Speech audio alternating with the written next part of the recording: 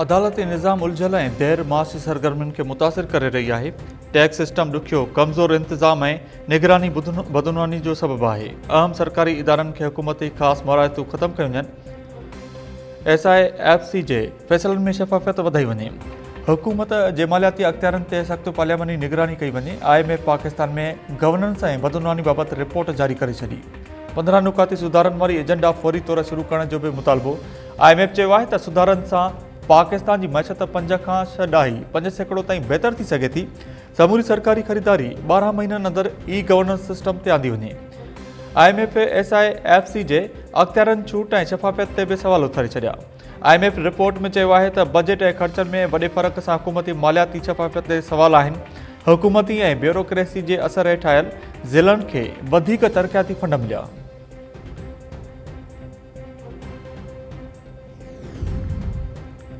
Election commission Khyber Pakhtunkhwa जे वॾे वज़ीर सुहेल आफरीदी जे बयान जो नोटिस वठंदे तलब करे वरितो। इलेक्शन कमीशन पारां सुहेल आफरीदी ख़िलाफ़ क़ानूनी कार्रवाई ते गौर। KP हुकूमत जे तर्जुमान चयो आहे त वॾे वज़ीर सुहेल आफरीदी जे बयान खे टोड़े मरोड़े पेश कयो पियो वञे। वॾे वज़ीर कंहिंखे धमकी न ॾिनी आहे। कानून लागू करण जी ॻाल्हि कई। हुकूमत हर क़ीमत ते शफ़ाफ़ ऐं गैर जानबदारानी नंढी चूंड यकीनी बणाईंदी। सुहेल आफरीदी एबटाबाद में जलसे खे ख़िताब कंदे चयो हो त 23 नवंबर ते नंढी चूंड में तहरीक इंसाफ़ जे उम्मीदवार उमर अयूब जी घरवारी 2 लख खां वधीक वोट खणी कामयाब थींदी। जेकॾहिं इलेक्शन जे ॾींहुं बदनज़ीमी थी त सरकारी मुलाज़िम राति ताईं उहिदनि ते न रहंदा। PTI बानी जी भेण अलीमा ख़ान 11 भेरो वारंट्स जारी थियण बाद रावलपिंडी जी दहशतगर्दी टोड़ अदालत आॾो पेश। अलीमा ख़ान केस में शामिल दहशतगर्दी जे एक्ट खे चैलेंज कंदे गैर क़ानूनी करार ॾियण जी इस्तदा कई। जारी कयल समूरा गिरफ़्तारी वारंट रद्द ऐं बैंक अकाउंट्स बहाल करण जी बि इस्तदा। अदालत अलीमा ख़ान जी दरख़्वास्त मंज़ूर कंदे सरकारी वकील खे नोटिस जारी करे छॾिया। 26 नवंबर ते दलील ॾियण जी हिदायत। अदालत प्रॉपर्टी ज़ब्त करण जो अमल बि ख़त्म करे छॾियो। सरकारी वकील गिरफ़्तारी वारंट ऐं बैंक अकाउंट्स बहाल करण जी मुखालफ़त कई। अदालत सरकारी वकील जी इस्तदा रद्द कंदे समूरा वारंट्स ख़त्म करे छॾिया। ईंदड़ ॿुधणी ते अलीमा ख़ान खे हाज़ुरी यकीनी बणाइण जो हुकुम। 26 नवंबर एहतजाज केस जी ॿुधणी रावलपिंडी जी दहशतगर्दी टोड़ अदालत में थी। अलीमा ख़ान समेत 10 जवाबदार ऐं 1 शाहिद अदालत आॾो पेश थियो। ॿुधणी 1 कलाक ताईं जारी रही।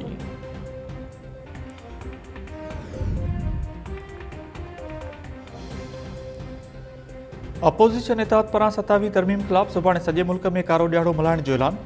सिंध बार काउंसिल जे सॾ ते चौथे ॾींहुं बि अदालती कार्रवाइनि जो बाइकाट। कराची, हैदराबाद, सखर, लाड़काणो, शहीद बेनज़ीराबाद ऐं मीरपुर ख़ासि डिवीज़न में वकीलनि पारां अदालती कार्रवाइनि जो बाइकाट करे मुज़ाहिरा। लाहौर हाई कोर्ट बार तरफ़ां 27वीं तरमीम ख़िलाफ़ अदालती कार्रवाइनि जो बाइकाट। SUP सरबराह सैयद ज़ैन शाह कराची बार पहुची वियो। वकील अॻवाननि पारां जाम। अॻवाननि चयो त 27वीं तरमीम जे वापसि थियण ताईं एहतजाज जारी रहंदो। सिंध हाई कोर्ट 27वीं तरमीम ख़िलाफ़ 2 दरख़्वास्तुनि खे गॾाए छॾियो। अदालत धुरियुनि खे नोटिस जारी कंदे 18 डिसंबर ताईं तलब करे वरितो। अदालत चयो त आर्टिकल 239 जी शेक 5 ख़िलाफ़ अदालती कार्रवाई खे तहफ़ुज़ फ़राहम करे थी। उन्हनि जो छा कंदो? दरख़्वास्त गुज़ार जे वकील चयो त सुप्रीम कोर्ट केतिरनि ई फ़ैसिलनि में करार ॾिनो आहे त आइन जे बुनियादी शकिल तब्दील नथी करे सघिजे। आसिफ़ मजीद ऐं अब्दुल अहद 27वीं तरमीम ख़िलाफ़ दरख़्वास्तूं दाख़िल करायूं हुयूं। कराची जी दहशतगर्दी टोड़ अदालत मुहाजिर क़ौमी मूवमेंट जे चेयरमैन आफ़ाक़ अहमद खे बरी करे छॾियो। आफ़ाक़ अहमद ख़िलाफ़ लांडी थाणे ते डंपर्स आणण जो केस दाख़िल हो। कराची में डंपर्स हादसनि बाबति चिड़े ॾियणंदड़ बयान ॾियण ते केस दाख़िल करे गिरफ़्तार कयो वियो हो। खैबर पख्तूनख्वा जे ज़िले खुरम में सिक्योरिटी फोर्सेस जे 2 धारदार कार्रवाइनि में भारत इंस पासा 23 ख़ारजी दहशतगर्द मारिजी विया। ISPR मूजिबि सिक्योरिटी फोर्सेस ख़ारजियुनि जे मौजूदगी जे इतलाह ते टारगेटेड ऑपरेशन कया। खुरम में शदीद फायरिंग जी ॾेवट दौरान 12 ख़ारजी मारिजी विया। ॿी कार्रवाई में 11 ख़ारजी दहशतगर्द मारिजी विया। पिरायल हुजे कचे में उल्ला जतोई तकरार ॿीहर भड़की उथियो। 4 ॼणा मारिजी विया। वाटड़ समेत 5 ज़ख़्मी। इलाइक़े में 10 काव। ॻोठ राजा उल्रो में वाक़ियो पेश आयो। लाश ऐं ज़ख़्मी अस्पताल मुंतक़िल। मारिजी वियलनि में माजिद अली उल्रो, गुलण ऐं धणी बख़्श उल्रो ऐं आज़म जतोई शामिल। ज़ख़्मियुनि में वाटड़ू इसाक कोडोज़, नसीब, रहीम उल्रो समेत ॿिया शामिल। उल्ला धुर जो चवणु आहे त हू पंहिंजी ज़मीन ते कणक जी पोखी करे रहिया हुआ त जतोई धुर जे हथियारबंदनि हमलो कयो। SSP खैरपुर वाक़े वारे हंधि पहुची वियो। पुलिस दावा कई आहे त मुक़ाबले में हमलो कंदड़ 1 जवाबदार आज़म जतोई मारिजी वियो। 2 जवाबदारनि जी गिरफ़्तारी लाइ कार्रवाई कई पई वञे। 3 साल अॻु धुरियुनि में संगावती तकरार शुरू थियो हो। 2 धुरियुनि जा 8 ॼणा क़तल थी चुका आहिनि।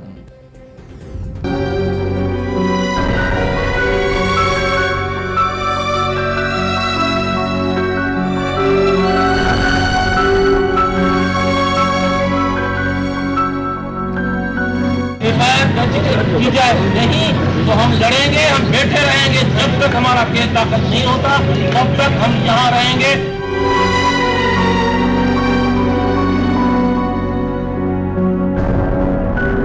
डीपलो पुलिस जी फायरिंग में मारिजी वियल कढण वासी नौजवान रमज़ान खोसो जे वारसन जो मिठी में थरकोल रोड ते लाश रखी दणो। ट्रैफिक मुतल वारसन जो SHO समेत मुलवसल करन खिलाफ केस दाखिल करण जो मुतालबो। वारसन जो चवण आहे त पुलिस बेगुनाह नौजवान खे क़त्ल कयो आहे। केस दाखिल थियण ताईं धरणो ख़त्म न करण जो ऐलान। इलाइक़े वासियुनि मूजिबि पुलिस अछे रंग जी कार खे बीहण जो इशारो कयो। कार न रोकण ते पुलिस एहलकारनि फायरिंग कई। गोली लॻण सबबि नौजवान रमज़ान खोसो मारिजी वियो। नौजवान जो लाश अस्पताल मुंतक़िल कंदड़ पुलिस एहलकारनि मुक़ाबले खां अणॼाणाई ज़ाहिर कई। SSP तरफ़ां नोटिस वठंदे SHO हुसैन बख्श राजड़ समेत 4 एहलकारनि खे मुअतल करे छॾियो। मुअतल कयलनि में एहलकारनि में शौकत राहिमो, प्रकाश मेघवाड़ ऐं लाल मोहम्मद बजीर शामिल। ककड़ वेझो शादी जी तकरीब दौरान ख़ुशीअ में फायरिंग। गोली लॻण सबबि घोट जी चाची मारिजी वई, नींगरी ज़ख़्मी। ॻोठ बेलो पतण में नौजवान अली गुल भुट्टो जी शादी तकरीब दौरान वाक़ियो पेश आयो।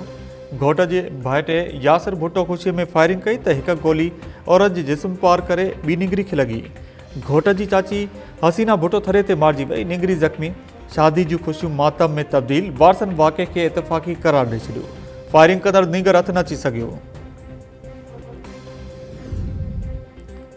कोटड़ी भरिसां मोहनजोदड़ो एक्सप्रेस सां हादसो। ट्रेन जा 3 गाॾा पटड़ी तां लही विया। हादसे में मुसाफ़िर मौजज़ाने तौर महफ़ूज़ रहिया। 4 कलाकनि बाद ट्रेन मंज़िल तरफ़ रवानी। डाउन ट्रैक बहाल। कराची में पुरमुज़ाहिमत ते क़त्ल थियल दादू वासी नीगर हसनैन खोसो जे केस में घुर्बल जवाबदार गिरफ़्तार। ॾोह जो बेतराफ़। सचल पुलिस जवाबदार यासीन पुटो लाल मोहम्मद खे गिरफ़्तार करे वरितो। पिस्टल हथे पुलिस जो चवणु आहे त जवाबदार नीगर हसनैन जे क़त्ल समेत ॿियनि वारदातुनि में मुलवस हुअण जो एतिराफ़ कयो आहे। 2 नवंबर ते सचल थाणे जी हद में पुरमुज़ाहिमत ते नीगर हसनैन खोसो खे क़त्ल कयो वियो हो। पाक भारत जंग 350 सैकड़ो टेरिफ जी धमकी सां रोकी। अमरीकी सदर ट्रंप हिकु भेरो ॿीहर जंग रोकण जो क्रेडिट पाण खे ॾेई छॾियो। सदर ट्रंप चयो त पाकिस्तान ऐं भारत एटमी जंग जे वेझो हुआ। मूं ॿिन्ही मुल्कनि खे चयो त जंग न रोकी त टेरिफ लॻाईंदुसि ऐं अमरीका सां वापारु न करे सघंदो। भारतीय वज़ीर आज़म नरेंद्र मोदी फ़ोन करे चयो हो त जंग में न वञी रहिया आहिनि। वज़ीर आज़म शहबाज शरीफ़ कॉल करे संदसि थोरा मञिया ऐं एतिराफ़ कयो त मां लखे माण्हुनि जी जान बचाई। सुठो नी छॾियो आहे, छो त हुनजो पोइ 15 साल खां नी छॾियो आहे। इनखे असीं वेलकम कयूं था। जॾहिं बि इज्तिमाही मामलनि जी पाड़ कढंदो, पोइ भले तव्हांखे धाड़ियल कल्चर हुजे, पोइ भले लैंड ग्रैबिंग हुजे, ड्रग ट्रैफिकिंग हुजे, माना मंशा जे पुठियां बि माफ़ियाज़ आहिनि। शायदि का पाक यकीन तो असांजो नओं नसुल सॼो तबाह थी वियो आहे। हर नंढे वॾे ॻोठ में जेको नशा वर्शियूं हलनि थियूं, पुलिस में कारियूं जेके रिढूं आहिनि उन्हनि खे SSP लेवल ते या DSP लेवल ते जेके हुजनि उन्हनि खे ॿधनि त शयूं सॼियूं ठीकु थी वेंदियूं, असां नसुल ठीकु थींदो। ऐं SUP सरबराह ज़ैनशाह टाइम न्यूज़ ऐं रोज़ानी पंहिंजे अख़बार तरफ़ां मंशात खां पाक सिंध जे सिरेट एकता ॾियारो मल्हाइण जी आजा करे छॾी। टाइम न्यूज़ सां ॻाल्हाईंदे ज़ैनशाह चयो त मंशात जे पुठियां माफ़ियाज़ आहिनि। मंशात सबबि सिंध जो नओं नसुल तबाह थी वियो आहे। हर नंढे वॾे शहर ऐं ॻोठनि में मंशात हली रही आहे। पुलिस में मौजूदु कारियुनि रेडुनि खे ॿधो वञे त सभु शयूं ठीकु थी वेंदियूं।